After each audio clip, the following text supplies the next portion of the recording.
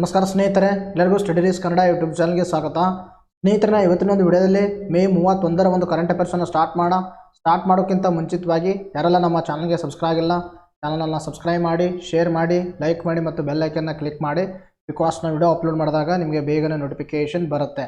ಒಳ್ಳೆಯ ಜೋಶೊಂದಿಗೆ ಇವತ್ತಿನ ಒಂದು ಕರೆಂಟ್ ಅಫೇರ್ಸನ್ನು ಸ್ಟಾರ್ಟ್ ಮಾಡೋಣ. ನೋಡಿ, ಮೊದಲನೇ ಪ್ರಶ್ನೆ ಅಂತ ಕೇಳಿದಂದರೆ, ಯಾವ ರಾಜ್ಯದಲ್ಲಿ ಅಂಚೆ ಇಲಾಖೆಯು ಮೊದಲ ಬಾರಿಗೆ ಡ್ರೋನ್ ಬಳಸಿ ಅಂಚೆಯನ್ನು ತಲುಪಿಸಿದೆ ಅಂತಕ್ಕಂಥ ಪ್ರಶ್ನೆಯನ್ನು ಕೇಳಿದ್ದಾರೆ. So that it is one of the very important ಆಗಿರ್ತಕ್ಕಂಥ ಪ್ರಶ್ನೆ, ಬಹಳ ಇಂಪಾರ್ಟೆಂಟ್ ಆಗಿರ್ತಕ್ಕಂಥ ಪ್ರಶ್ನೆ ನೋಡ್ರಿದು. ಇದಕ್ಕೆ ಸರಿಯಾಗಿರ್ತಕ್ಕಂಥ ಉತ್ತರ ಯಾವುದಂದರೆ ಮೂರನೇ option, Gujarat is the right answer. ಹಾಗಾದರೆ ಈ ಒಂದು ಡ್ರೋನನ್ನು ಬಳಸಿ ಅಂಚೆ ಇಲಾಖೆ ಈ ಒಂದು ಸೇವೆಯನ್ನೇ ತಲುಪಿಸೋದಂದರೆ, ನಾನು ಯಾಕೆ ಪ್ರಶ್ನೆಯನ್ನು ಕೇಳಿದ್ದೀನಿ ಅಂದರೆ, ನೋಡಿ ನ್ಯೂಸ್ ಪೇಪರಲ್ಲಿ ಆರ್ಟಿಕಲ್ ಕಾಣಿಸ್ಕೊಂಡಿದೆ, ಡ್ರೋನ್ನಿಂದ ಯಶಸ್ವಿ ಅಂಚೆ ಸೇವೆ ಅಂತಕ್ಕಂಥದ್ದು. ನ್ಯೂಸ್ ಪೇಪರಲ್ಲಿ ಆರ್ಟಿಕಲ್ ಕಾಣಿಸ್ಕೊಂಡಾಗ ಇದರ ಮೇಲೆ ಪ್ರಶ್ನೆಯನ್ನು ನಾನು ಕೇಳಿದ್ದೀನಿ. ಇದರ ಬಗ್ಗೆ ನೋಡ್ತಾ ಹೋಗೋಣ. ನೋಡಿ, ಭಾರತೀಯ ಅಂಚೆ ಇಲಾಖೆಯು ಡ್ರೋನ್ ಸಹಾಯದಿಂದ ದೇಶದಲ್ಲಿಯೇ ಮೊದಲ ಬಾರಿಗೆ ಯಶಸ್ವಿ ಪ್ರಾಯೋಗಿಕ ಪರೀಕ್ಷೆಯನ್ನು ನಡೆಸಿದೆ. ಪ್ರಾಯೋಗಿಕವಾಗಿ ಪರೀಕ್ಷೆಯನ್ನು ಮಾಡಿದೆ. ಏನು ಪರೀಕ್ಷೆ ಮಾಡಿದು? ಈ ಒಂದು ಡ್ರೋನ್ಗಳನ್ನು ಬಳಸಿ ಒಂದು ಸ್ಥಳದಿಂದ ಇನ್ನೊಂದು ಸ್ಥಳಕ್ಕೆ ಅಂಚೆ ಸೇವೆಗಳನ್ನು ತಲುಪಿಸೋದು. ಇನ್ನು ಎಲ್ಲಿ ಪರೀಕ್ಷೆ ಮಾಡಿದೆ ಅಂದರೆ, ಗುಜರಾತಿನ ಕಚ್ ಜಿಲ್ಲೆಯಲ್ಲಿ ಡ್ರೋನ್ ಮೂಲಕ ಅಂಚೆ ತಲುಪಿಸಲಾಗಿದೆ. ಡ್ರೋನ್ ಮುಖಾಂತರವಾಗಿ ಕೇವಲ 25 ನಿಮಿಷಗಳಲ್ಲಿ 46 ಕಿಲೋಮೀಟರ್ಗಳನ್ನು ಕ್ರಮಿಸಲಾಯಿತು. ನೋಡಿರಿ, 25 ನಿಮಿಷದಾಗ 46 ಕಿಲೋಮೀಟರನ್ನು ಕ್ರಮಿಸಿದತ್ತಿದು. ಇನ್ನು ಪ್ರಾಯೋಗಿಕ ಯೋಜನೆಯಡಿ ಭಾರತೀಯ ಅಂಚೆ ಇಲಾಖೆ ಮೊಟ್ಟ ಮೊದಲ ಬಾರಿಗೆ ಡ್ರೋನ್ ಸಹಾಯದಿಂದ ಅಂಚೆಯನ್ನು ತಲುಪಿತು. Very important. ಇದರ ಮೇಲೆ ನಿಮ್ಮ ಎಕ್ಸಾಮಲ್ಲಿ ಪ್ರಶ್ನೆಯನ್ನು ಕೇಳಬಹುದು. ನಾನು ಯಾವ ಥರ ಪ್ರಶ್ನೆಯನ್ನು ಕೇಳಿದ್ದೀನಿ ಅದೇ ಥರನಾಗಿ ಪ್ರಶ್ನೆಯನ್ನು ಬರ್ಬೋದು. ಎಲ್ಲರೂ ಕರೆಕ್ಟಾಗಿ ತಿಳ್ಕೊಬೇಕು. ಎಸ್, ನೆಕ್ಸ್ಟ್ ನೋಡೋಣ. ನೋಡ್ರಿ, ನೆಕ್ಸ್ಟ್ ಪ್ರಶ್ನೆ ಅಂತ ಕೇಳಿದ್ರೆ, ಇತ್ತೀಚೆಗೆ ಭೀಮಾ ರತ್ನ ಯೋಜನೆಯನ್ನು ಆರಂಭಿಸಿದ ಸಂಸ್ಥೆ ಯಾವುದು ಅಂತಕ್ಕಂಥ ಪ್ರಶ್ನೆಯನ್ನು ಕೇಳಿದರೆ ನಿಮ್ಮ ಸ್ಕ್ರೀನ್ ಮೇಲೆ ಕಾಣಿಸ್ತಾ ಇದೆ. ಇದಕ್ಕೆ ಸರಿಯಾಗಿರ್ತಕ್ಕಂಥ ಉತ್ತರ ಯಾವುದಂದರೆ LIC. LIC is the right answer. ನೋಡಿ, ನ್ಯೂಸ್ ಪೇಪರಲ್ಲಿ ಆರ್ಟಿಕಲ್ ಕಾಣಿಸ್ಕೊಂಡಿದೆ. ಏನಂದರೆ, ಭಾರತೀಯ ಜೀವ ವಿಮಾ ನಿಗಮ ಭೀಮಾ ರತ್ನ ಯೋಜನೆ ಆರಂಭ ಅಂತಕ್ಕಂಥದ್ದು ನ್ಯೂಸ್ ಪೇಪರಲ್ಲಿ ಆರ್ಟಿಕಲ್ ಕಾಣಿಸ್ಕೊಂಡಿದೆ. ಆದುದರಿಂದ ಇದರ ಮೇಲೆ ಪ್ರಶ್ನೆಯನ್ನು ಕೇಳಲಾಗಿದೆ. ಸೊ ದ್ಯಾಟ್ ಇದರ ಬಗ್ಗೆ ನಾವು ಕುರಿತು ಡಿಸ್ಕಷನ್ ಮಾಡ್ತಾ ಹೋಗೋಣ. ನೋಡಿ, ಭಾರತೀಯ ಜೀವ ವಿಮಾ ನಿಗಮವು ಅಂದರೆ LIC life insurance company Bima Ratna ಎನ್ನುವ ಹೊಸ ಜೀವ ವಿಮಾ ಯೋಜನೆಯನ್ನು ಪ್ರಾರಂಭಿಸಿದೆ. 15, 20 ಮತ್ತು 25 ವರ್ಷದ ಅವಧಿಗೆ ಈ ಯೋಜನೆ ಲಭ್ಯವಿರುತ್ತೆ. ಇನ್ನು ಪ್ರೀಮಿಯಂ ಪಾವತಿ ಅವಧಿ ಎಷ್ಟಂದರೆ 4 ವರ್ಷ. ಅರ್ಥಾತ್ ಬಹಳ ಇಂಪಾರ್ಟೆಂಟು. ಇನ್ನು ಕನಿಷ್ಠ ವಿಮಾ ಮೊತ್ತ ಎಷ್ಟಂದರೆ 5 ಲಕ್ಷ ರೂಪಾಯಿಗಳನ್ನು ಈ ಯೋಜನೆ ಅಡಿಯಲ್ಲಿ ಕೊಡಲಾಗುತ್ತೆ. ಯಾವುದಂದರೆ ಭೀಮಾ ರತ್ನ ಯೋಜನೆ. ಅದನ್ನು ಪ್ರಾರಂಭ ಮಾಡಿರ್ತಕ್ಕಂಥ ಒಂದು ಸಂಸ್ಥೆ ಯಾವುದಂದರೆ LIC.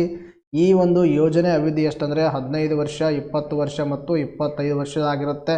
ಇನ್ನು ಪ್ರೀಮಿಯಂ ಪಾವತಿ ಅವಧಿ ಎಷ್ಟಂದರೆ 4 ವರ್ಷ ಅಂತಲೂ ಗೊತ್ತಿರಬೇಕು. ಇದರಲ್ಲಿ ಕನಿಷ್ಠ ಮೊತ್ತ ಎಷ್ಟಂದರೆ 5 ಲಕ್ಷ ರೂಪಾಯಿಗಳನ್ನು ನೀಡಲಾಗುತ್ತೆ. ಇನ್ನು ಭಾರತೀಯ ಜೀವ ವಿಮಾ ನಿಗಮ ಲೈಫ್ ಇನ್ಶೂರೆನ್ಸ್ ಕಂಪನಿ LIC ಅಂತ ಹೇಳ್ತೀವಿ. ಇದರ ಬಗ್ಗೆ ನೋಡ್ತಾ ಬಂದಾಗ ಇದು ಭಾರತದ ಶಾಸನಬದ್ಧ ವಿಮೆ ಮತ್ತು ಹೂಡಿಕೆ ನಿಗಮವಾಗಿದೆ. ವಿಮೆಗೆ ಸಂಬಂಧಪಟ್ಟಿರ್ತಕ್ಕಂಥ ಭಾರತದಲ್ಲಿ ಒಂದು ಶಾಸನಬದ್ಧ ಸಂಸ್ಥೆ ಇದೆ. ಅದುವೇ ಯಾವುದಂದರೆ ಭಾರತೀಯ ಜೀವ ವಿಮಾ ನಿಗಮ ಅಥವಾ LIC ಅಂತಕ್ಕಂಥದ್ದು. ಎಷ್ಟರಲ್ಲಿ ಅಂದರೆ 1956ರಲ್ಲಿ ಇದನ್ನು ಸ್ಥಾಪನೆ ಮಾಡಲಾಗಿತ್ತು. ಇದರ ಪ್ರಧಾನ ಕಚೇರಿಯಲ್ಲಿದೆ, ಮುಂಬೈಯಲ್ಲಿದೆ ಅಂತಕ್ಕಂಥದ್ದು ಗೊತ್ತಿರಬೇಕು. ಅರ್ಥ ಆಯ್ತಾ? ಇದ್ರ ಮೇಲೂ ಪ್ರಶ್ನೆ ಕೇಳಬಹುದು. ಇನ್ನು ಇದು ಇತ್ತೀಚೆಗೆ ಜಾರಿಗೆ ತಂದಿರತಕ್ಕಂಥ ಯೋಜನೆ ಮೇಲೂ ಕೂಡ ಪ್ರಶ್ನೆಯನ್ನು ಕೇಳಬಹುದು. ಕರೆಕ್ಟಾಗಿ ತಿಳ್ಕೊಬೇಕು. ಎಸ್, ನೆಕ್ಸ್ಟ್ ನೋಡೋಣ. ನೋಡಿ, ನೆಕ್ಸ್ಟ್ ಪ್ರಶ್ನೆ ಅಂತ ಕೇಳಿದಂದರೆ, ಭಾರತದ ಮೊದಲ ಗ್ರಾಮೀಣ ಬುಡಕಟ್ಟು ತಾಂತ್ರಿಕ ತರಬೇತಿ ಕಾರ್ಯಕ್ರಮ ಯಾವ ರಾಜ್ಯದಲ್ಲಿ ಪ್ರಾರಂಭಿಸಲಾಗಿದೆ ಅಂತಕ್ಕಂಥ ಪ್ರಶ್ನೆಯನ್ನು ಕೇಳಿದ್ದಾರೆ. ಇದನ್ನು ಕೂಡ ಬಹಳ ಇಂಪಾರ್ಟೆಂಟ್ ಆಗಿರ್ತಕ್ಕಂಥ ಪ್ರಶ್ನೆ. ಇದಕ್ಕೆ ಸರಿಯಾಗಿರ್ತಕ್ಕಂಥ ಉತ್ತರ ಯಾವುದಂದರೆ ಮೊದಲನೇ option, Madhya Pradesh is the right answer. ನೋಡಿ, ನಿಮ್ಮ ಎಕ್ಸಾಮಲ್ಲಿ ಡೈರೆಕ್ಟಾಗಿ ಇದೇ ಥರನಾಗಿ ಪ್ರಶ್ನೆಯನ್ನು ಕೇಳ್ಬೋದು, ಗೊತ್ತಿರಬೇಕು. ಈಗಾಗಲೇ ನಿಮಗೆ ನಾನು ಪ್ರೀವಿಯಸ್ ಎಕ್ಸಾಮ್ಗಳಲ್ಲಿ ಯಾವ ಥರ ಪ್ರಶ್ನೆಗಳು ಬಂದಿದ್ದಾವೆ ಡೈರೆಕ್ಟಾಗಿ ಅಂತಕ್ಕಂಥದ್ದನ್ನು ಕೂಡ ತೋರಿಸಿದ್ದೀನಿ. ಆದುದರಿಂದಾಗಿ ಎಲ್ಲರೂ ಕರೆಕ್ಟಾಗಿ ಪ್ರಶ್ನೆಗಳನ್ನು ಕೇಳಿಸ್ಕೋಬೇಕು ಮತ್ತು ಕರೆಕ್ಟಾಗಿ ಅದರ ರಿಲೇಟೆಡ್ ಆಗಿರ್ತಕ್ಕಂಥ ಇನ್ಫಾರ್ಮೇಷನ್ನ ಡೇ ಬೈ ಡೇ ಏನು ಮಾಡ್ತಾ ಹೋಗಬೇಕು, ಅಪ್ಡೇಟ್ ಮಾಡ್ತಾ ಹೋಗಬೇಕು. ನೋಡ್ರಿ, ಕೇಂದ್ರ ಸಚಿವ ಆಗಿರ್ತಕ್ಕಂಥ ರಾಜೀವ್ ಚಂದ್ರಶೇಖರ್ ಅವರು ಬುಡಕಟ್ಟು ಯುವಕರ ಕೌಶಲ್ಯಕ್ಕಾಗಿ ಭಾರತದ ಮೊದಲ ಗ್ರಾಮೀಣ ಬುಡಕಟ್ಟು ತಾಂತ್ರಿಕ ತರಬೇತಿ ಕಾರ್ಯಕ್ರಮವು ಮಧ್ಯಪ್ರದೇಶದ ಭೋಪಾಲ್ನಲ್ಲಿ ಪ್ರಾರಂಭಿಸಿದರು. ನೋಡ್ರಿ, ಬಹಳ ಇಂಪಾರ್ಟೆಂಟ್ ಆಗಿರ್ತಕ್ಕಂಥ ಫ್ಯಾಕ್ಟ್. ಎಲ್ಲಿ ಪ್ರಾರಂಭ ಮಾಡಿದರೆ ಮಧ್ಯಪ್ರದೇಶದ ಭೋಪಾಲದಲ್ಲಿ. ಇನ್ನು ಯೋಜನೆಯು ಭಾರತದ 6 ರಾಜ್ಯಗಳಿಂದ ಆಯ್ಕೆಯಾದ 17 ಜಿಲ್ಲೆಗಳು ಮತ್ತು 17 ಕ್ಲಸ್ಟರ್ಗಳ ಸುಮಾರು 250 ಫಲಾನುಭವಿಗಳಿಗೆ ತರಬೇತಿಯನ್ನು ನೀಡುವ ಗುರಿಯನ್ನು ಹೊಂದಿದೆ. ಅರ್ಥ ಆಯ್ತಾ? ಎಷ್ಟಂದರೆ ಇಷ್ಟು 250 ಫಲಾನುಭವಿಗಳು 6 ರಾಜ್ಯಗಳಿಂದ 17 ಜಿಲ್ಲೆಗಳು 17 ಕ್ಲಸ್ಟರ್ಗಳಿಂದ 250 ಫಲಾನುಭವಿಗಳನ್ನು ಇದರಲ್ಲಿ ಸೆಲೆಕ್ಟ್ ಮಾಡಲಾಗುತ್ತೆ. ಸೆಲೆಕ್ಟ್ ಮಾಡಿಬಿಟ್ಟು ಅವರಿಗೆ ತರಬೇತಿಯನ್ನು ನೀಡಲಾಗುತ್ತೆ ಇಲ್ಲಿ ಮಧ್ಯಪ್ರದೇಶದ ಭೋಪಾಲ್ನಲ್ಲಿ. ಇನ್ನು 5 ರಾಜ್ಯಗಳು ಯಾವುವು ಅಂದರೆ ಮಧ್ಯಪ್ರದೇಶ್, ಛತ್ತೀಸ್ಗಢ, ಗುಜರಾತ್, ರಾಜಸ್ಥಾನ್, ಮಹಾರಾಷ್ಟ್ರ ಮತ್ತು ಒಡಿಸ್ಸಾ. 5 ರಾಜ್ಯಗಳಲ್ಲ, 6 ರಾಜ್ಯಗಳು. 6 ರಾಜ್ಯಗಳು ಹೇಳಿದ್ರೆ 1 ಮಧ್ಯಪ್ರದೇಶ, 2 ಛತ್ತೀಸ್ಗಢ, 3 ಗುಜರಾತ್, 4 ರಾಜಸ್ಥಾನ, 5 ಮಹಾರಾಷ್ಟ್ರ, 6 ಒಡಿಸ್ಸಾ. ಇನ್ನು ಫಲಾನುಭವಿಗಳಿಗೆ 5 ವಿಭಾಗಗಳಲ್ಲಿ ತರಬೇತಿಯನ್ನು ನೀಡಲಾಗುತ್ತೆ. ಎಲ್ಲೆಲ್ಲಂದರೆ ವಿದ್ಯುತ್ ಮತ್ತು ಸೌರಶಕ್ತಿ ವಿಭಾಗದಲ್ಲಿ, ಕೃಷಿ ಮತ್ತು ಯಾಂತ್ರೀಕರಣ ವಿಭಾಗದಲ್ಲಿ, ಆಡಳಿತ ವಿಭಾಗದಲ್ಲಿ, 2 ಚಕ್ರ ವಾಹನ ದುರಸ್ತಿ ಮತ್ತು ನಿರ್ವಹಣೆ ಇದರಲ್ಲಿ, ಪ್ಲಂಬರಿಂಗ್ ಅಂದರೆ ಕಟ್ಟಿಗೆ ಕಡಿತಾರಲ್ಲ ಅದರಲ್ಲಿ, ಮತ್ತು ಮಷನೂರರಿ ಅಂತಕ್ಕಂಥದ್ದು ಇದರಲ್ಲೂ ಕೂಡ ಏನು ಮಾಡ್ತಾರಂದ್ರೆ ಈ ಆಯ್ಕೆಯಾಗಿರ್ತಕ್ಕಂಥ ಫಲಾನುಭವಿಗಳಿಗೆ ತರಬೇತಿಗಳನ್ನು ನೀಡಲಾಗುತ್ತೆ. ಒಟ್ಟಾರೆಯಾಗಿ ಓವರಾಲಾಗಿ ಗೊತ್ತಿರಬೇಕು ನಮಗೆ, ತರಬೇತಿ ಕೇಂದ್ರವನ್ನು ಉದ್ಘಾಟನೆ ಮಾಡೋದು ಇತ್ತೀಚೆಗೆ ಎಲ್ಲಂದರೆ ಮಧ್ಯಪ್ರದೇಶದ ಭೋಪಾಲದಲ್ಲಿ. ಇದರ ಪ್ರಮುಖ ಉದ್ದೇಶ ಏನಪ್ಪ ಅಂತಂದ್ರೆ 6 ರಾಜ್ಯಗಳಿಂದ 17 ಜಿಲ್ಲೆಗಳಿಂದ ಈ ಒಂದು ಏನು ಮಾಡ್ತಾರೆ 250 ಫಲಾನುಭವಿಗಳನ್ನು ಸೆಲೆಕ್ಟ್ ಮಾಡಿಬಿಟ್ಟು ಅವರಿಗೆ ಈ ವಿಭಾಗದಲ್ಲಿ ತರಬೇತಿಗಳನ್ನು ನೀಡಲಾಗುತ್ತೆ. ಇದು ಭಾರತದ ಮೊಟ್ಟ ಮೊದಲ ಈ ಥರ ತರಬೇತಿ ಕೇಂದ್ರವನ್ನು ಓಪನ್ ಮಾಡಲಾಗಿದೆ. ಇಷ್ಟು ಗೊತ್ತಿರಬೇಕು. ನೋಡಿರಿ, ನೆಕ್ಸ್ಟ್ ಪ್ರಶ್ನೆ ಅಂತ ಕೇಳಿದರೆ, ಕೆಳಗಿನಗಳಲ್ಲಿ ಯಾವುದು ನೋಟು ಮುದ್ರಣಾ ಸ್ಥಳವಾಗಿಲ್ಲ ಅಂತಕ್ಕಂಥ ಪ್ರಶ್ನೆಯನ್ನು ಕೇಳಿದರೆ. ಬಹಳ ಇಂಪಾರ್ಟೆಂಟ್ ಆಗಿರ್ತಕ್ಕಂಥ ಪ್ರಶ್ನೆ. ಆಲ್ರೆಡಿ ನಿಮ್ಮ ಎಕ್ಸಾಮಲ್ಲಿ ಪ್ರಶ್ನೆಯನ್ನು ಕೇಳಿದರೆ ಇದಕ್ಕೆ ಸರಿಯಾಗಿರ್ತಕ್ಕಂಥ ಉತ್ತರ ಯಾವುದಂದರೆ ಮುಂಬೈ. ಇದಕ್ಕೆ ಸರಿಯಾಗಿರ್ತಕ್ಕಂಥ ಉತ್ತರ. ಈ ಪ್ರಶ್ನೆಗೆ ಮುಂಬೈ ಸರಿಯಾಗಿರ್ತಕ್ಕಂಥ ಉತ್ತರ. ಅಂದರೆ ಮುಂಬೈನಲ್ಲಿ ನೋಟು ಮುದ್ರಣಾ ಸ್ಥಳವಿಲ್ಲ. ಹಾಗಾದರೆ ಭಾರತದ ನೋಟು ಮುದ್ರಣಾ ಸ್ಥಳಗಳು ಎಷ್ಟವಂದರೆ 1 ಮೈಸೂರು, 2 ಸಾಲ್ಬೋನಿ, 3 ದೇವಾಸು, 4ನೇದು ಅಂದರೆ ನಾಸಿಕದಲ್ಲಿ 4 ನೋಟು ಮುದ್ರಣ ಅಂದರೆ ಒಟ್ಟಾರೆಯಾಗಿ ಭಾರತದ 4 ನೋಟು ಮುದ್ರಣಾ ಸ್ಥಳಗಳಿದ್ದಾವೆ. ಮುಂಬೈಯಲ್ಲಿ ನೋಟು ಮುದ್ರಣಾ ಸ್ಥಳ ಇಲ್ಲ ಅಂತಕ್ಕಂಥದ್ದು ಗೊತ್ತಿರಬೇಕು. ಪರ್ಟಿಕ್ಯುಲರ್ ಪ್ಲೇಸು ಅರ್ಥ ಆಯ್ತಾ? ನಾನು ಪರ್ಟಿಕ್ಯುಲರ್ ಪ್ಲೇಸ್ ಹಾಕಿದ್ದೀನಿ ಇಲ್ಲಿ, ನಿಮಗೆ ಕನ್ಫ್ಯೂಸ್ ಆಗಬಾರ್ದು ಅನ್ನೋ ಉದ್ದೇಶದಿಂದಾಗಿ. ಅರ್ಥ ಆಯ್ತಾ? ಇನ್ನು ನೋಡಿರಿ, ಈ ಪ್ರಶ್ನೆನ ಯಾಕೆ ಕೇಳಲಾಗಿತ್ತು ಅಂದರೆ ನಿಮ್ಮ ಪ್ರಜಾವಾಣಿಯಲ್ಲಿ ಒಂದು ಡೇಟಾ ಪಾಯಿಂಟ್ ಕಾಣಿಸ್ಕೊಂಡಿದೆ. ಈ ಡೇಟಾ ಪಾಯಿಂಟು ನಮ್ಮ ಎಕ್ಸಾಮ್ ದೃಷ್ಟಿಯಿಂದಾಗಿ ಇಂಪಾರ್ಟೆಂಟ್ ಇದೆ. ನಕಲಿ ನೋಟುಗಳ ಸಂಖ್ಯೆ ಏನಾಗಿದೆ, ಏರಿಕೆ ಆಗ್ತಾ ಇದೆ. ಅರ್ಥ ಆಯ್ತಾ? ಇಲ್ಲಿ ನೋಟುಗಳು ತೋರಿಸಿದೆ ನೋಡ್ರಿ, 50, 200, ಆಮೇಲೆ 500, 2000 ಈ ಥರ ನೋಟುಗಳನ್ನು ತೋರಿಸಿದರೆ ಈ ನೋಟುಗಳ ಒಂದು ನಕಲಿ ನೋಟುಗಳ ಒಂದು ಬಳಸುವ ಪ್ರಮಾಣ ಏನಾಗಿದೆ, ಹೆಚ್ಚಾಗಿದೆ. 2021-22ರಲ್ಲಿ ನೋಡಿ RBIನಲ್ಲಿ ಪತ್ತೆಯಾದ ನಕಲಿ ನೋಟುಗಳ ಪ್ರಮಾಣ ಎಷ್ಟಂದರೆ 6.9%. ಇನ್ನು ಇತರ ಬ್ಯಾಂಕ್ಗಳಲ್ಲಿ ಪತ್ತೆಯಾದ ನಕಲಿ ನೋಟುಗಳ ಸಂಖ್ಯೆ ಎಷ್ಟಂದ್ರೆ ನೋಡ್ರಿ 93.1% ನಕಲಿ ನೋಟುಗಳು ಎಲ್ಲಿ ಅಂದರೆ ಬ್ಯಾಂಕ್ಗಳಲ್ಲಿ ಪತ್ತೆಯಾಗಿದೆ. ಇನ್ನು RBIನಲ್ಲೇ 6.9% ನೋಟುಗಳೇನಾಗಿದೆ, ಪತ್ತೆಯಾಗಿದೆ. ಅಂದರೆ ನಾವೆಲ್ಲರೂ ಏನು ಮಾಡಬೇಕು, ಸ್ವಲ್ಪ ಜಾಗರೂಕರಾಗಬೇಕು. ನೋಟುಗಳನ್ನು ಕರೆಕ್ಟಾಗಿ ನೋಡಿಬಿಟ್ಟು ತಗೋಬೇಕು. ಅರ್ಥ ಆಯ್ತಾ? ಇನ್ನು ನೋಡ್ರಲ್ಲಿ 16.4% 10 ಮುಖಬೆಲೆಯ ನಕಲಿ ನೋಟು ಪತ್ತೆಯಾದ ಏರಿಕೆಯಾಗಿದೆ. ನೋಡ್ರಲ್ಲಿ ಇನ್ನೊಂದು 20 ಮುಖಬೆಲೆದಷ್ಟನ್ನು 16.5% ಏರಿಕೆಯಾಗಿದೆ. 200ದು 11.7%. ಈ ಥರನಾಗಿ ನೋಟುಗಳು ನೋಡ್ರಿ ಇನ್ನೊಂದು 2000 ಎಷ್ಟಂದ್ರೆ 54.6%. ಅಂದರೆ ಅತಿ ಹೆಚ್ಚಾಗಿ ನಕಲಿ ನೋಟುಗಳು ಯಾವುದಂದ್ರೆ 2000 ನಕಲಿ ನೋಟುಗಳಿದಾವೆ ನೋಡ್ರಿ. ಇನ್ನೊಂದು ಯಾವುದಂದರೆ 500 ಅತಿ ಹೆಚ್ಚಾಗಿ 101.9%. ಅಂದರೆ ಅತಿ ಹೆಚ್ಚಾಗಿ ನಕಲಿ ನೋಟುಗಳು ಯಾವುದಂದ್ರೆ 500ದಲ್ಲೇ ಇರ್ತವೆ. ಅಂದರೆ 500 ನೋಟುಗಳನ್ನು ತೊಗೊಳ್ಳುವಾಗ ಸ್ವಲ್ಪ ಜಾಗರೂಕತೆಯಿಂದ ನೋಡಿ ತಗೋಬೇಕು. ಇದು ನಿಮ್ಮ ಒಂದು ಪ್ರಜಾವಾಣಿ ಪತ್ರಿಕೆಯಲ್ಲಿ ಹೊಂದಿರತಕ್ಕಂಥ ಡೇಟಾ ಪಾಯಿಂಟು. ಇದು ಎಕ್ಸಾಮಲ್ಲೇ ಕೇಳಿಲ್ಲ ಅಂದರೂ ಕೂಡ ನಮಗೆ ಅಲ್ಪ ಸ್ವಲ್ಪ ಇದ್ರ ಬಗ್ಗೆ ಮಾಹಿತಿ ಇರಬೇಕು. ಈ ಎಕ್ಸಾಮಲ್ಲಿ ಕೇಳೋದನ್ನು ನಾವು ಡಿಸ್ಕಷನ್ ಮಾಡೋಣ. ನೋಡ್ರಿ, ನಕಲಿ ನೋಟುಗಳ ಸಂಖ್ಯೆಯಲ್ಲಿ ಭಾರಿ ಏರಿಕೆಯಾಗಿದೆ. ಅದನ್ನು ತೋರಿಸಿ ನಾನು 2021-22ರಲ್ಲಿ RBIನಲ್ಲಿ ಪತ್ತೆಯಾದ ನಕಲಿ ನೋಟುಗಳ ಪ್ರಮಾಣ 6.9%. ಇನ್ನು ಇತರ ಬ್ಯಾಂಕ್ಗಳಲ್ಲಿ ಪತ್ತೆಯಾದ ನಕಲಿ ನೋಟುಗಳ ಪ್ರಮಾಣ 93.1%. ಈಗಾಗಲೇ ನಾನು ಡೇಟಾ ಪಾಯಿಂಟನ್ನು ನಿಮ್ಗೆ ಹೇಳಿದ್ದೀನಿ. ಹಾಗಾದರೆ ಭಾರತದಲ್ಲಿ ಇರ್ತಕ್ಕಂಥ ನೋಟುಗಳ ಬಗ್ಗೆ ಅಧ್ಯಯನ ಮಾಡೋದು ಭಾಳ ಇಂಪಾರ್ಟೆಂಟ್. ಹಾಗಾದರೆ ಭಾರತದಲ್ಲಿ ಎರಡು ಬರ್ತದೆ ಅಂದರೆ ಒಂದು ಕರೆನ್ಸಿಗಳಲ್ಲಿ ಎರಡು. ಒಂದು ಏನಪ್ಪ ಅಂತಂದ್ರೆ ಒಂದೊಂದು ಯಾವುದಂದರೆ ನಾಣ್ಯಗಳಂತ ಹೇಳ್ತೀವಿ, ನಾಣ್ಯಗಳು. ಇನ್ನೊಂದು ಯಾವುದಂದರೆ ನೋಟುಗಳು ಅಂತ ಹೇಳ್ತೀವಿ, ನೋಟುಗಳು. ಅರ್ಥ ಆಯ್ತಾ? ನೋಟುಗಳನ್ನು ಮುದ್ರಿಸುವ ಅಥವಾ ನೋಟುಗಳನ್ನು ತಯಾರಿಸುವ ಜವಾಬ್ದಾರಿ ಯಾರ್ದಾಗಿದೆ ಅಂದರೆ RBIದು. ಅರ್ಥ ಆಯ್ತಾ? ನೋಟುಗಳನ್ನು ತಯಾರಿಸುವ ಜವಾಬ್ದಾರಿ RBIದಾಗಿದೆ. ಇನ್ನು ತದನಂತರದಲ್ಲಿ ಈ ಒಂದು ನಾಣ್ಯಗಳನ್ನು ಅಂದರೆ ಕಾಯಿನ್ಸ್ ಇರ್ತಾವಲ್ರಿ, ಕಾಯಿನ್ಸ್ಗಳನ್ನು ತಯಾರಿಸುವ ಜವಾಬ್ದಾರಿ ಯಾರದು ಹೇಳ್ರಿ? ಈ ಭಾರತ ಸರ್ಕಾರದ ಜವಾಬ್ದಾರಿಯಾಗಿದೆ ಅಂತಕ್ಕಂಥ ಗೊತ್ತಿರಬೇಕು. RBI ಸೋಲಿ ರೆಸ್ಪಾನ್ಸಿಬಲ್ ಫಾರ್ ಏನಂದರೆ ನೋಟುಗಳ ತಯಾರಿಕೆಯಲ್ಲಿ. ಇನ್ನು ಈ ಕಾಯಿನ್ಗಳ ತಯಾರಿಕೆ ಇರ್ತಕ್ಕಂಥದ್ದು ಯಾವುದಂದರೆ ಭಾರತ ಸರ್ಕಾರ ರೆಸ್ಪಾನ್ಸಿಬಲ್ ಆಗ್ಯದ. ಇನ್ನು ನೋಟುಗಳ ಮೇಲೆ ಯಾರು RBI ಏನಿರ್ತದೆ ಗವರ್ನರ್ ಸಹಿ ಇರ್ತದೆ. ಯಾವುದೇ ಒಂದು ನೋಟು 10 ರೂಪಾಯಿ ನೋಟ್ ಇರಲಿ, 20 ರೂಪಾಯಿ ನೋಟ್ ಇರಲಿ, 100 ರೂಪಾಯಿ ನೋಟ್ ಇರಲಿ, 50 ರೂಪಾಯಿ ನೋಟ್ ಇರಲಿ, 2000 ನೋಟ್ ಇರಲಿ, ಆ ಎಲ್ಲ ನೋಟುಗಳ ಮೇಲೆ ಯಾರು ಸಿಗ್ನೇಚರ್ ಇರ್ತಂದ್ರೆ RBI ಗವರ್ನರ್ದು ಸಿಗ್ನೇಚರ್ ಇರ್ತದೆ. RBI ಗವರ್ನರ್ದು ಎಲ್ಲ ನೋಟುಗಳ ಮೇಲೆ ಇರ್ತದೆ ಅಂತ ಹೇಳತ್ತೀರಿ sir. There is one exception ಇದೆ ನೋಡಿರಿ, ಕರೆಕ್ಟಾಗಿ ತಿಳ್ಕೊಬೇಕು. ಯಾವುದಂದರೆ 1 ರೂಪಾಯಿ ನೋಟಿನ ಮೇಲೆ ಹಣಕಾಸು ಕಾರ್ಯದರ್ಶಿಯ ಸಹಿ ಇರ್ತದೆ. ಭಾಳ ಇಂಪಾರ್ಟೆಂಟ್ ನೋಡಿರಿ. 1 ರೂಪಾಯಿ ನೋಟಿನ ಮೇಲೆ ಯಾರು ಸಹಿ ಇರ್ತದೆ ಅಂತ ಎಕ್ಸಾಮಲ್ಲಿ ಪ್ರಶ್ನೆ ಕೇಳಿದ್ರೆ ಯಾರು ಇರ್ತದೆ ಹೇಳ್ರಿ? ಹಣಕಾಸು ಕಾರ್ಯದರ್ಶಿ. ಯಾಕಂದ್ರೆ ನಾವು ಈಗಾಗಲೇ ಹೇಳಿದ್ವಿ, ಈ ಒಂದು ಕಾಯಿನ್ಗಳನ್ನು ತಯಾರಿಸುವವರು ಯಾರ್ರಿ? ಭಾರತ ಸರ್ಕಾರ ಅಂತ ಹೇಳಿದ್ವಿ. ಇನ್ನು ತದನಂತರದಲ್ಲಿ ನೋಟುಗಳನ್ನು ತಯಾರಿಸೋ ಜವಾಬ್ದಾರಿ RBI ಅಂತ ಹೇಳಿದ್ವಿ. ಸೊ ದಟ್ ಎಲ್ಲ ನೋಟುಗಳ ಮೇಲೆ RBI ಗವರ್ನರ್ದು ಸಿಗ್ನೇಚರ್ ಇರ್ತದೆ ಅಂತ ಓದಿವಿ. ನೋಡ್ರಿ ಏನು ಕೇಳ್ಯಾರ? 1 ರೂಪಾಯಿ ನೋಟಿನ ಮೇಲೆ ಕೇಳ್ಯಾರ. ಇದು ಎಕ್ಸೆಪ್ಷನ್ ಇದೆ. ಸೊ ದಟ್ ಅದು ಗೊತ್ತಿರಬೇಕು. 1 ರೂಪಾಯಿ ನೋಟಿನ ಮೇಲೆ ಯಾರು ಇರ್ತಪ್ಪ ಆ ಥರ ಹಣಕಾಸು ಕಾರ್ಯದರ್ಶಿಯ ಸಿಗ್ನೇಚರ್ ಇರುತ್ತೆ. ಇನ್ನು ಪ್ರಸ್ತುತ ಭಾರತದಲ್ಲಿ ಚಲಾವಣೆಯಲ್ಲಿರ್ತಕ್ಕಂಥ ನೋಟುಗಳು ತಮ್ಮೆಲ್ಲರಿಗೂ ಗೊತ್ತಿದೆ. 10 ರೂಪಾಯಿ ನೋಟಿದೆ, 20 ರೂಪಾಯಿದಿದೆ, 50 ರೂಪಾಯಿದಿದೆ, 100 ರೂಪಾಯಿದಿದೆ. ತದನಂತರದಲ್ಲಿ 200 ರೂಪಾಯಿದಿದೆ, 500 ರೂಪಾಯಿದಿದೆ. ಇನ್ನೊಂದು ಯಾವುದಂದರೆ 2000 ರೂಪಾಯಿ ನೋಟುಗಳಿದೆ. ಅರ್ಥ ಆಯ್ತಾ? ಇವು ಭಾರತದಲ್ಲಿ ಪ್ರಸ್ತುತವಾಗಿ ಚಲಾವಣೆಯಲ್ಲಿ ಇರ್ತಕ್ಕಂಥ ನೋಟುಗಳು. ಈ ನೋಟುಗಳ ಬಗ್ಗೆ ನಮ್ಮ ಎಕ್ಸಾಮಲ್ಲಿ ಸುಮಾರು ಬಾರಿ ಪ್ರಶ್ನೆಯನ್ನು ಕೇಳಿದ್ದಾರೆ. ಯಾವ ಥರ ಪ್ರಶ್ನೆ ಕೇಳ್ತಾರೆ ಹೇಳ್ರಿ? 10 ರೂಪಾಯಿ ನೋಟಿನ ಮ್ಯಾಗ ಯಾವ ಒಂದು ಐತಿಹಾಸಿಕ ಸ್ಥಳವಿದೆ? 50 ರೂಪಾಯಿ ಒಂದು ನೋಟಿನ ಮ್ಯಾಗ ಯಾವ ಐತಿಹಾಸಿಕ ಸ್ಥಳವಿದೆ? ಮತ್ತು ಅದರದ್ದು ಒಂದು ಏನಂದರೆ ಕಲರ್ ಯಾವುದಿದೆ ಅಂತಕ್ಕಂಥದ್ದು ಎಕ್ಸಾಮಲ್ಲಿ ಪ್ರಶ್ನೆ ಕೇಳ್ತಾರೆ. ಅದ್ರ ಬಗ್ಗೆಯೂ ನಾವೇನು ಮಾಡೋಣ? ಡಿಸ್ಕಷನ್ ಮಾಡೋಣ. ನೋಡಿರಿ, ನೋಟುಗಳು ಮತ್ತು ಅವುಗಳ ಮೇಲಿರುವ ಐತಿಹಾಸಿಕ ಸ್ಥಳಗಳು ಅಲ್ಲದೆ ಜೊತೆಗೆ ಬಣ್ಣಗಳು ಕೂಡ ನೋಡ್ತಾ ಹೋಗೋಣ. ನೋಡಿ, 10 ರೂಪಾಯಿ ನೋಟವನ್ನು ತೆಗೆದುಕೊಂಡಾಗ ಅದರ ಮೇಲೆ ಯಾವ ಒಂದು ಐತಿಹಾಸಿಕ ಸ್ಮಾರಕ ಇದೆ ಅಂದರೆ ಸೂರ್ಯ ದೇವಾಲಯ. ಕೋನಾರ್ಕದಲ್ಲಿರ್ತಕ್ಕಂಥ ಅಂದರೆ ಒಡಿಸ್ಸಾದ ಕೋನಾರ್ಕದಲ್ಲಿರ್ತಕ್ಕಂಥ ಸೂರ್ಯ ದೇವಾಲಯ ಚಿತ್ರವಿದೆ. ಅದರ ಮೇಲೆ ಹೇಳ್ರಿ 10 ರೂಪಾಯಿ ನೋಟಿನ ಮೇಲೆ. ಇನ್ನು ಅದರ ಕಲರ್ ಯಾವ ಥರ ಇದೆ ಅಂದರೆ ಚಾಕ್ಲೇಟ್ ಬ್ರೌನ್ ಕಲರ್ ಇದೆ ನೋಡಿರಿ. ಚಾಕ್ಲೇಟ್ ಬ್ರೌನ್ ಕಲರ್ ಎದ್ರ ಮೇಲೆ ಹೇಳ್ರಿ? ಒಂದು 10 ರೂಪಾಯಿ ನೋಟಿನ ಮೇಲೆ. ತದನಂತರದಲ್ಲಿ 20 ರೂಪಾಯಿ ನೋಟಿನ ಮೇಲೆ ಯಾವುದಂದ್ರೆ ಎಲೋರಾ ಗುಹೆಗಳು. 20 ರೂಪಾಯಿ ನೋಟಿನ ಮೇಲೆ ಎಲೋರಾ ಗುಹೆಗಳಿದ್ದಾವೆ. ಸೊ ನೋಡಿ, ಈ ಎಲೋರಾ ಗುಹೆಗಳೆಲ್ಲ ಕಂಡು ಬರ್ತವೆ ಅಂದ್ರೆ ಮಹಾರಾಷ್ಟ್ರದಲ್ಲಿ ಕಂಡು ಬರ್ತವೆ.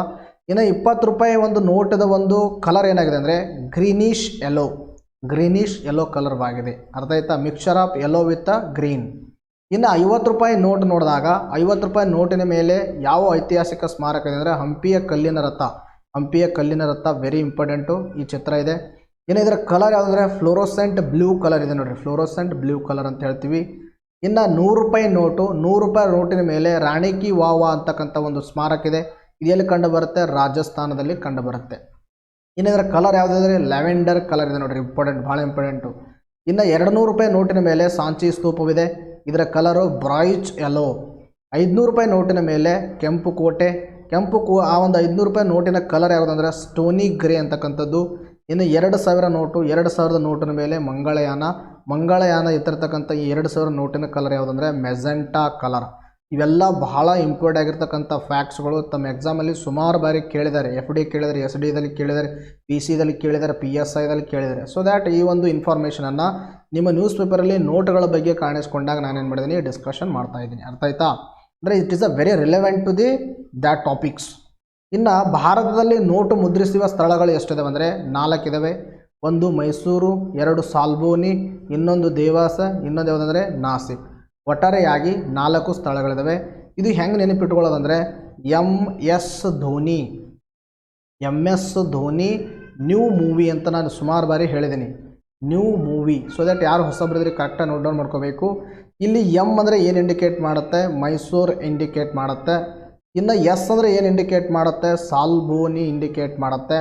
ಇನ್ನು ತದನಂತರದಲ್ಲಿ D ಏನು ಇಂಡಿಕೇಟ್ ಮಾಡುತ್ತೆ? ದೇವಾಸ್ ಇಂಡಿಕೇಟ್ ಮಾಡುತ್ತೆ. ಇನ್ನೊಂದು ಯಾವುದು ಉಳಿದಾರೆ? N ಅಂತಕ್ಕಂಥದ್ದು. N ಏನು ಇಂಡಿಕೇಟ್ ಮಾಡುತ್ತೆ? ನಾಸಿಕ್ ಇಂಡಿಕೇಟ್ ಮಾಡುತ್ತೆ. ಇನ್ನು ಕೊನೆಯದಾಗಿ M ಒಂದು ಬಿಡಬೇಕಾಗತ್ತೆ. ಸೊ ದ್ಯಾಟ್ ಸಿಂಪಲ್ ನೆನಪಿಟ್ಕೊಳ್ರಿ. ಈ ನಾಸಿಕ್ ಅಂಥದ್ದು ಎಲ್ಲದ ಹೇಳ್ರಿ ಅಂದರೆ ಮಹಾರಾಷ್ಟ್ರದಲ್ಲಿದೆ ಅಲ್ರಿ. ಆ ಥರನಾಗಿ ಇದನ್ನು ನೆನಪಿಟ್ಕೊಳ್ಬೇಕು. ಈ ಕೋಡನ್ನು ತಲೆ ಇಟ್ಕೋಬೇಕು. MS ಧೋನಿ ನ್ಯೂ ಮೂವಿ ಅಂತಕ್ಕಂಥ. ಇನ್ನು ಭಾರತದಲ್ಲಿ ಕರೆನ್ಸಿ ಚಿಹ್ನೆಯನ್ನು ಈ ಥರ ಒಂದು ರೂ ಚಿಹ್ನೆಯನ್ನು ಏನು ಯೂಸ್ ಮಾಡ್ತೇವಲ್ಲ, ಈ ರೂ ಚಿಹ್ನೆಯನ್ನು ಅದರ ಕೊಯಿನ್ಗಳ ಮೇಲೂ ಇದೆ ಮತ್ತು ನೋಟುಗಳ ಮೇಲೂ ಕೂಡ ಇದೆ.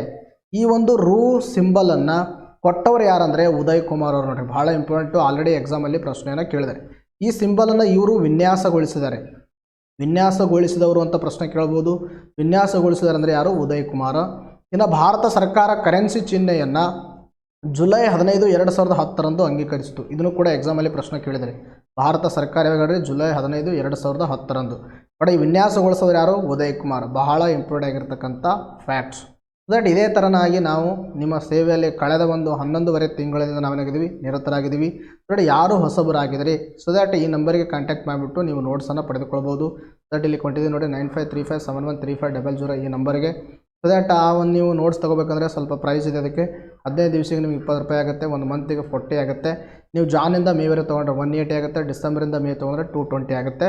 ಇನ್ನು ಜುಲೈಯಿಂದ ಮೇ ತೊಗೊಂಡ್ರೆ ಮೇ 2022ಗೆ 420 ರೂಪಾಯಿ ಆಗುತ್ತೆ. ಬಿಕಾಸ್ ನಾವು ಇಲ್ಲಿಂದನೇ ನೋಟ್ಸ್ ಕೊಡೋಕ್ಕೆ ಸ್ಟಾರ್ಟ್ ಮಾಡಿದ್ದೀವಿ. ಇನ್ನು ಯಾವ ಥರ ಪಡ್ಕೊಳ್ಳೋದಂದರೆ ಪ್ರೈಸನ್ನು ನೋಡಿ, ಈ ಒಂದು ಫೋನ್ಪೇ ಮುಖಾಂತರ, ಗೂಗಲ್ ಪೇ ಅಥವಾ ಪೇಟಿಎಮ್ ಅಥವಾ ಭೀಮಾ PPA ಮುಖಾಂತರ ನಿಮಗೆ ಯಾವುದು ಕನ್ವೀನಿಯಂಟ್ ಆಗುತ್ತೆ ಅದ್ರ ಮುಖಾಂತರ ಪೇ ಮಾಡಿಬಿಡಬೇಕು. ಪೇ ಮಾಡಿಬಿಟ್ಟು ಈ ನಂಬರ್ಗೆ ವಾಟ್ಸಪ್ಪಲ್ಲಿ ಸ್ಕ್ರೀನ್ಶಾಟ್ ಆದರೂ ಹಾಕಿ ಅಥವಾ ನೀವು ಟೆಕ್ಸ್ಟ್ ಮಾಡಿ, ಸರ್ ನಾನು ಕಳಿಸಿದ್ದೀನಿ ಈ ನಂಬರಿಂದ ಕಳಿಸ್ಕೊಡಿ ಅಂತ. ಸೊ ನಿಮಗೆಲ್ಲವನ್ನು ಸಾಫ್ಟ್ ಫಾರ್ಮ್ಯಾಟಲ್ಲಿ ಕಳಿಸ್ಕೊಡಲಾಗುತ್ತೆ. ವೆರಿ ಕ್ವಾಲಿಟಿ ನೋಟ್ಸ್ ಇದೆ. ನಾವು ಯಾವ ಥರ ಇಲ್ಲಿ ನಿಮಗೆ ಕೊಡ್ತಾ ಇದ್ದೀವಿ ಇದಕ್ಕಿಂತಲೂ ಚೆನ್ನಾಗಿರ್ತಕ್ಕಂಥ ಕಂಟೆಂಟ್ ಇದೆ ಮತ್ತು ಎಕ್ಸ್ಟ್ರಾ ಕ್ವಶನ್ಸ್ಗಳು ಕೂಡ ನಿಮಗೆ ಪ್ರಾಕ್ಟೀಸ್ ಮಾಡೋಕ್ಕಾದ್ರಲ್ಲಿ ಸಿಗುತ್ತೆ. ನೆಕ್ಸ್ಟ್ ನೋಡ್ರಿ ನೆಕ್ಸ್ಟ್ ಪ್ರಶ್ನೆ ಅಂತ ಕೇಳಿದಂದರೆ, ದೇಶದ ಅತಿ ಉದ್ದವಾದ ಉಕ್ಕಿನ ಸೇತುವೆ ಯಾವ ನದಿಯ ಮೇಲಿದೆ ಅಂತಕ್ಕಂಥ ಪ್ರಶ್ನೆಯನ್ನು ಕೇಳಿದ್ದಾರೆ. ಬಹಳ ಇಂಪಾರ್ಟೆಂಟ್ ಆಗಿರ್ತಕ್ಕಂಥ ಪ್ರಶ್ನೆ, ಅರ್ಥ ಆಯ್ತಾ? ಕಳೆದ ನಿಮ್ಮ GPSTR ಎಕ್ಸಾಮಲ್ಲಿ ಇದೇ ಥರನಾಗಿ ಒಂದು ಪ್ರಶ್ನೆಯನ್ನು ಕೇಳಿದರು, ಅರ್ಥ ಆಯ್ತಾ? ಇದನ್ನು ಕೂಡ ನೆಕ್ಸ್ಟ್ ಬರ್ತಕ್ಕಂಥ ಎಕ್ಸಾಮಲ್ಲೇ ಕೇಳಬಹುದು. ದೇಶದ ಅತಿ ಉದ್ದವಾದ ಉಕ್ಕಿನ ಸೇತುವೆ ಯಾವ ನದಿ ಮೇಲಿದೆ ಅಂದರೆ ಅದು ಗಂಗಾ ನದಿ ಮೇಲಿದೆ. Very important. ಅವರು ನಿಮಗೆ ಕಳೆದ ಒಂದು GPSTR ಎಕ್ಸಾಮಲ್ಲಿ ಏನು ಪ್ರಶ್ನೆಯನ್ನು ಕೇಳಿದರೆ ಅಂದರೆ, ಅತಿ ಎತ್ತರದಲ್ಲಿರ್ತಕ್ಕಂಥ ರೈಲು ಸೇತುವೆ ಯಾವುದು? ವಿಶ್ವದ ಅತಿ ಎತ್ತರದಲ್ಲಿರುವ ರೈಲು ಸೇತುವೆ ಯಾವುದು ಅಂತ ಪ್ರಶ್ನೆ ಕೇಳಿದರು. ಅದಕ್ಕೆ ಸರಿಯಾಗಿರ್ತಕ್ಕಂಥ ಉತ್ತರ ಏನಾಗುತ್ತೆ? ಚಿನಾಬ್ ಸೇತುವೆ. ಚಿನಾಬ್ ಸೇತುವೆ ಜಗತ್ತಿನ ಅತಿ ಎತ್ತರದಲ್ಲಿರ್ತಕ್ಕಂಥ ಸೇತುವೆಯಾಗಿದೆ ಇಲ್ಲಿವರೆಗೆ. ಒಟ್ಟು 2022 ಮಟ್ಟಿಗೆ. ಮುಂದೆ ಕಟ್ಟಿದ್ರೆ ಅದರ ಒಂದು ರೆಕಾರ್ಡನ್ನು ಬ್ರೇಕ್ ಆಗುತ್ತೆ, ಅರ್ಥ ಆಯ್ತಾ? ಉಕ್ಕಿನ ಸೇತುವೆ ಅಂದರೆ ಯಾವ್ದು ಹಾಕ್ಬೇಕು ಹೇಳ್ರಿ? ಯಾವ ನದಿ ಮೇಲೆ ಅಂದರೆ ಗಂಗಾ ನದಿ ಮೇಲೆ ಅದ. ಹಾಗಾದರೆ ಯಾವುದದು ಸೇತುವೆ ಅಂದರೆ ನೋಡಿರಿ, ನ್ಯೂಸ್ ಪೇಪರಲ್ಲಿ ಬಂದಿದೆ, ಬಿಹಾರದ ಮಹಾತ್ಮ ಗಾಂಧಿ ಸೇತುವೆ ಜೂನ್ 7 ಲೋಕಾರ್ಪಣೆ ಅಂತಕ್ಕಂಥ ನ್ಯೂಸ್ ಪೇಪರಲ್ಲಿ ಕಾಣಿಸ್ಕೊಂಡಿದೆ. ಇದರಲ್ಲಿ ಒಂದು ಸ್ವಲ್ಪ ಇನ್ಫಾರ್ಮೇಷನ್ ಬ್ಯೂಟಿಫುಲ್ ಆಗಿದೆ, ಅದರ ಬಗ್ಗೆ ತಿಳ್ಕೊತ ಹೋಗ್ತಾಣ ನೋಡಿ. ದೇಶದ ಅತಿ ಉದ್ದದ ಉಕ್ಕಿನ ಸೇತುವೆ ಬಿಹಾರದ ಮಹಾತ್ಮ ಗಾಂಧಿ ಸೇತುವೆ ಜೂನ್ 7 ಲೋಕಾರ್ಪಣೆಗೊಳ್ಳಲಿದೆ. ಅರ್ಥ ಆಯ್ತಾ? ನಾನು ಈಗಾಗಲೇ ಹೇಳಿದೆ, ಗಂಗಾ ನದಿ ಮೇಲೆ ಒಂದು ಉಕ್ಕಿನ ಸೇತುವೆಯನ್ನು ನಿರ್ಮಾಣ ಮಾಡ್ತಾ ಇದ್ದಾರೆ. ಅದಟ್ ಆ ಉಕ್ಕಿನ ಸೇತುವೆ ಯಾವ ಒಂದು ನದಿ ಮೇಲಿದೆ ಅಂದರೆ ಗಂಗಾ ನದಿ ಗೊತ್ತಾಯಿತು. ಹಾಗಾದರೆ ಯಾವ ರಾಜ್ಯದಲ್ಲಿದೆ? ಅದು ಬಿಹಾರ ರಾಜ್ಯದಲ್ಲಿದೆ.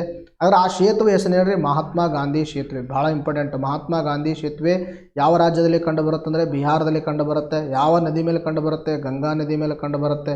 ಇದರ ಒಂದು ವಿಶೇಷತೆ, ದೇಶದ ಅತಿ ಉದ್ದವಾಗಿರ್ತಕ್ಕಂಥ ಉಕ್ಕಿನ ಸೇತುವೆಯಾಗಿದೆ. ಜೂನ್ 7 ಲೋಕಾರ್ಪಣೆಯನ್ನು ಮಾಡಲಿದ್ದಾರೆ. ಇನ್ನು ಗಂಗಾ ನದಿ ಮೇಲೆ ನಿರ್ಮಾಣಗೊಂಡಿರುವ ಈ ಸೇತುವೆಯು 5750 ಕಿಲೋಮೀಟರ್ ಉದ್ದದಲ್ಲಿದೆ. ನೋಡಿ, ಇಷ್ಟೊಂದು ಉದ್ದವಾಗಿರ್ತಕ್ಕಂಥ, ಸರಿ ಇದು ಕಿಲೋಮೀಟರ್ 5750 ಕಿಲೋಮೀಟರ್. ಐ ಥಿಂಕ್ ಇದು ಸ್ವಲ್ಪ ಮೀಟರ್ ಆಗಬೇಕು ನೋಡ್ರಿ. ಇದು ಸ್ವಲ್ಪ ಕ್ರಾಸ್ ವೆರಿಫೈ ಮಾಡಿ. 5750 ಮೀಟರ್ ಐ ಥಿಂಕ್ ಇದು. ಇನ್ನು ಇದು ಬಿಹಾರದ ರಾಜಧಾನಿ ದಕ್ಷಿಣದ ಪಾಟ್ನಾ ಮತ್ತು ಉತ್ತರದ ಹಾಜಿಪುರ್ ನಗರಗಳನ್ನು ಸಂಪರ್ಕಿಸುತ್ತದೆ. ಇವೆರಡನ್ನು ಏನು ಮಾಡ್ತದೆ? ಸಂಪರ್ಕವನ್ನು ಮಾಡ್ತದೆ. ಇದು ಸ್ವಲ್ಪ ಕ್ರಾಸ್ ವೆರಿಫೈ ಮಾಡಿ ಎಲ್ಲರೂ ಇದರ ಉದ್ದವನ್ನು ಸ್ವಲ್ಪ.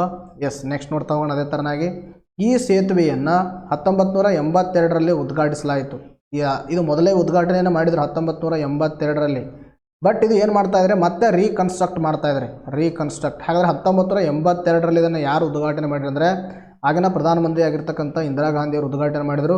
ಈ ಸೇತುವೆ ಪುನರ್ ನಿರ್ಮಾಣ ಮಾಡೋದು ಅಂದರೆ ನಾನು ಹೇಳ್ತೇನೆ, ರೀಕನ್ಸ್ಟ್ರಕ್ಟ್ ಮಾಡೋಕ್ಕೆ ಪ್ರಾರಂಭ ಮಾಡಿದರು ಎಷ್ಟರಲ್ಲಿ ಅಂದರೆ 2017.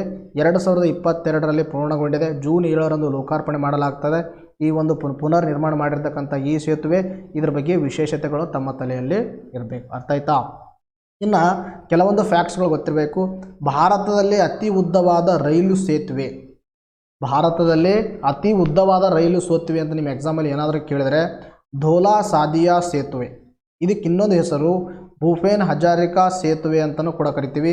ಇದು ಎಲ್ಲಿ ಕಂಡು ಬರ್ತದೆ? ಇದಕ್ಕೆ ಏನು ಕರಿತೀವಿ? ಧೋಲಾ ಸಾದಿಯಾ ಸೇತುವೆ ಅಥವಾ ಭೂಪೇನ್ ಹಜಾರಿಕಾ ಸೇತುವೆ ಅಂತಲೂ ಕೂಡ ಕರಿತೀವಿ, ಅಥವಾ ಸೇತು ಅಂತಲೂ ಹೇಳ್ತೀವಿ. ಇದು ಬ್ರಹ್ಮಪುತ್ರ ನದಿಯ ಉಪನದಿ ಆಗಿರತಕ್ಕಂಥ ಲೋಹಿತ್ ನದಿ ಮೇಲೆ ಅದು ನೋಡ್ರಿ, ಭಾಳ ಇಂಪಾರ್ಟೆಂಟ್. ಯಾವ ನದಿ ಮೇಲೆ ಕಂಡು ಬರುತ್ತೆ? ಇದು ಲೋಹಿತ್ ನದಿ ಮೇಲೆ ಕಂಡು ಬರುತ್ತೆ. ಹಾಗಾದ್ರೆ ಲೋಹಿತ್ ನದಿ ಯಾವ ನದಿ ಉಪನದಿ? ಬ್ರಹ್ಮಪುತ್ರ ನದಿಯ ಉಪನದಿಯಾಗಿದೆ. ಇನ್ನು ಇದರ ಉದ್ದ ಎಷ್ಟಂದರೆ 9.15 ಕಿಲೋಮೀಟರ್ ನೋಡ್ರಿ. ಇದರ ಉದ್ದ ಎಷ್ಟು? 9.15 ಕಿಲೋಮೀಟರ್.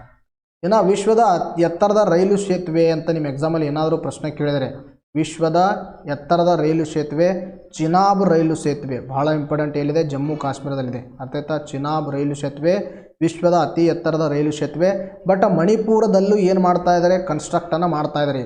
ಅರ್ಥ ಆಯ್ತಾ?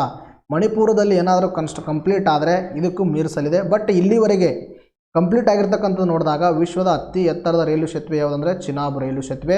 ಇದೇ ಪ್ರಶ್ನೆಯನ್ನು ನಿಮ್ಮ GPSTR ಎಕ್ಸಾಮಲ್ಲಿ ಪ್ರಶ್ನೆಯಾಗಿ ಕೇಳಿದರು. ಅರ್ಥ ಆಯ್ತಾ? ಮುಂದೆ ಬರ್ತಕ್ಕಂಥ ಎಕ್ಸಾಮಲ್ಲಿ ಪ್ರಶ್ನೆಯನ್ನು ಕೇಳಬಹುದು, ಕರೆಕ್ಟಾಗಿ ಗೊತ್ತಿರಬೇಕು. ನೆಕ್ಸ್ಟ್ ನೋಡೋಣ. ನೋಡಿರಿ 1 ಅಲರ್ಟ್ಸ್ ನೆಕ್ಸ್ಟು. ಸುದ್ದಿಯಲ್ಲಿ ಕಂಡು ಬಂದ ಬಂಧನ್ ಎಕ್ಸ್ಪ್ರೆಸ್ ಮತ್ತು ಮೈತ್ರಿ ಎಕ್ಸ್ಪ್ರೆಸ್ ಭಾರತ ಮತ್ತು ಯಾವ ದೇಶಗಳ ನಡುವೆ ಓಡುತ್ತದೆ ಅಂದರೆ ಅದು ಬಾಂಗ್ಲಾದೇಶ್ ಮಧ್ಯದಲ್ಲಿ. ಇನ್ನು UN ಪೀಸ್ ಕೀಪರ್ಸ್ 2022ರ ವಿಷಯ ಯಾವುದಂದರೆ ಜನರ ಶಾಂತಿ, ಪ್ರಗತಿ, ಪಾಲುದಾರಿಕೆಗಳ ಶಕ್ತಿ ಅಂತಕ್ಕಂಥದ್ದು. ಇನ್ನು ರಾಷ್ಟ್ರೀಯ ಉದ್ಯಾನದೊಳಗೆ ಸಮುದಾಯ ಅರಣ್ಯ ಸಂಪನ್ಮೂಲ ಹಕ್ಕುಗಳನ್ನು ಗುರುತಿಸಿದ 2ನೇ ರಾಜ್ಯ ಯಾವುದಂದರೆ ಛತ್ತೀಸ್ಗಢ. ಹಾಗಾದ್ರೆ ಮೊದಲು ಗುರುತಿಸೋದು ಯಾವುದಂದರೆ ಒಡಿಸ್ಸಾ ಅಂತಕ್ಕಂಥದ್ದು ಗೊತ್ತಿರಬೇಕು. ಸೊ ದ್ಯಾಟ್ ಇವತ್ತಿಗೆ ವಿಡಿಯೋನ ಮುಗಿಸೋಕ್ಕಿಂತ ಮುಂಚಿತವಾಗಿ ವಿಡಿಯೋದ ಒಂದು ಡಿಸ್ಕ್ರಿಪ್ಷನ್ ಬಾಕ್ಸಲ್ಲಿ ಟೆಲಿಗ್ರಾಮ್ ಚಾನಲ್ ಲಿಂಕನ್ನು ಕೊಡಲಾಗಿದೆ. ಆ ಒಂದು ಟೆಲಿಗ್ರಾಮ್ ಚಾನಲ್ ಲಿಂಕನ್ನು ಕ್ಲಿಕ್ ಮಾಡೋ ಮುಖಾಂತರ ನೀವು ನಮ್ಮ ಟೆಲಿಗ್ರಾಮ್ ಚಾನಲನ್ನು ಜಾಯಿನ್ ಆಗ್ಬೋದು. ಇವತ್ತಿಗೆ ವಿಡಿಯೋನ ಮುಗಿಸೋಣ. ಮತ್ತೆ ಮುಂದಿನ ವಿಡಿಯೋದಲ್ಲಿ ಭೇಟಿಯಾಗೋಣ. Thank you friends, take care, bye bye.